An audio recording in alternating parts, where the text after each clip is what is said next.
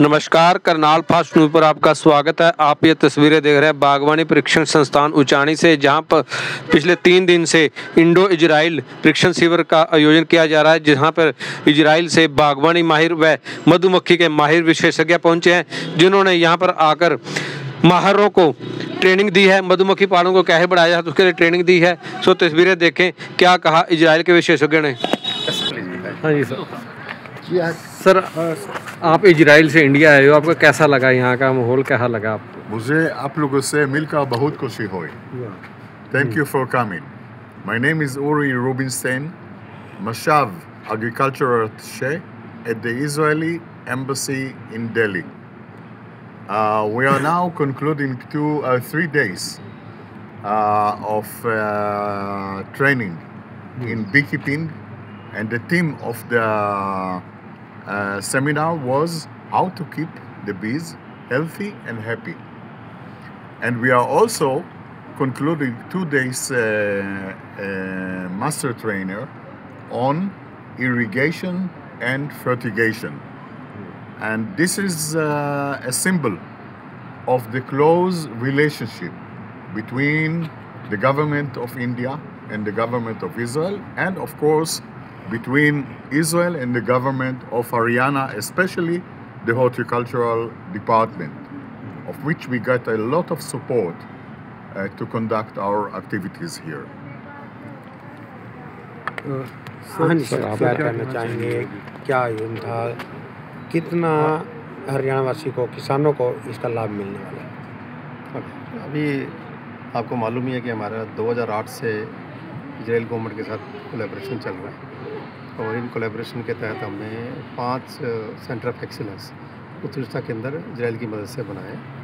तो जो आगे एक बार बनाने के बाद उसमें कंटिन्यूटी चलती है कि जो ट्रेनिंग पार्ट होता है, जो हमारे अधिकारीगण हैं खासकर, कि उनको ट्रेन करना और उसमें मास्टर ट्रेनर तैयार करना, ताकि वो मास्टर ट्रेनर फिर सेंटर पे जो सिखाया जाता है उसकी जो क्रॉप की टेक्नोलॉजीज़ हैं और उसकी जो प्रोडक्टिविटी कैसे बढ़ाई जा सके वो, क्योंकि जो भी टेक्नोलॉजी है कंटिन्यूस एक्टिविटी होती है, एक स्टैंड नहीं होता कि एक बार ये स्टैंड स्टिल हो गया फिर बढ़ती नहीं, तो ये कंटिन्यूस बढ़ती रहती है। तो नई नई तकनीकें आती रहती हैं। तो उसको हमारा मकसद ये है कि जो कोलैबोरेशन के अंदर इजराइल के जो एक्सपर्ट होंगे वो साल में 2 या 3 बार आते हैं, अलग अलग, चाहे सब्जी का हो, चाहे फर्टिगेशन का हो, चाहे फ्रूट का हो, चाहे बी कीपिंग का हो, समय समय पे आते हैं। तो अभी यहाँ पे जो आज का प्रोग्राम है वो 2 दिन और 3 दिन का प्रोग्राम, 2 तरह की आज ट्रेनिंग चल रही है। एक तो सब्जी के ऊपर चल रही है 2 दिन की, और बी की ऊपर 3 दिन की। तो उसमें 19 के करीब स्टेट्स यहाँ उनके जो नुमाइंदे हैं, जो मास्टर ट्रेनर जिनको कह रहे हैं, वो आए हुए हैं। तो आज कंक्लूडिंग डे है, तो वो उनको सिखाया जाता है। उसके बाद जो ट्रेनिंग होते हैं, फिर हमारे उसके बाद हमारा विलेज ऑफ एक्सीलेंस होता है, जो आपका प्रश्न है कि आप किसानों कैसे पैदा होगा। तो इनके अंदर से फिर हमारे 200 से ज़्यादा हमारे गांव हमने विलेज ऑफ एक्सीलेंस पे जोड़े हुए हैं, हर एक के अंदर से कोई गांव जोड़े हुए हैं। तो वो हमारे एक्सपर्ट जो मास्टर ट्रेनर बन रहे हैं, जो वो फिर वहाँ जाके उन गाँवों में ट्रेनिंग देते हैं, ताकि जो तकनीक इजराइल से हमें अच्छी लग रही है और हमारे यहाँ कामयाब हो सकती है, हम अपने केंद्र पे करें, और जो केंद्र में हो रही है हमारी मास्टर ट्रेनर वो किसानों तक, गाँवों तक पहुँचाएं। जो मधुमक्खी पालक हैं उनको भी यहाँ पे बुला के ट्रेनिंग दी जाएगी? हाँ जी, मधुमक्खी पालकों को भी ट्रेनिंग दी जाएगी यहाँ पे बुला के? नहीं, मैं वही बता रहा हूँ कि हमारे मास्टर ट्रेनर को ट्रेनिंग यहाँ दी जाती है। पहले जो हमारा एक्सपर्ट होता है उसको हम मास्टर ट्रेनर कहते हैं। मास्टर मतलब कि वो फिर ट्रेंड हो गया उस काम को करने के लिए। फिर वो हमारे उसके बाद हमारे गांव बने हुए हैं, जहाँ पे हमने सेलेक्ट किए हुए, हर एक केंद्र के साथ हमने 5 गांव छाटे हैं, और हर एक गांव में 5 किसान छाटे हों।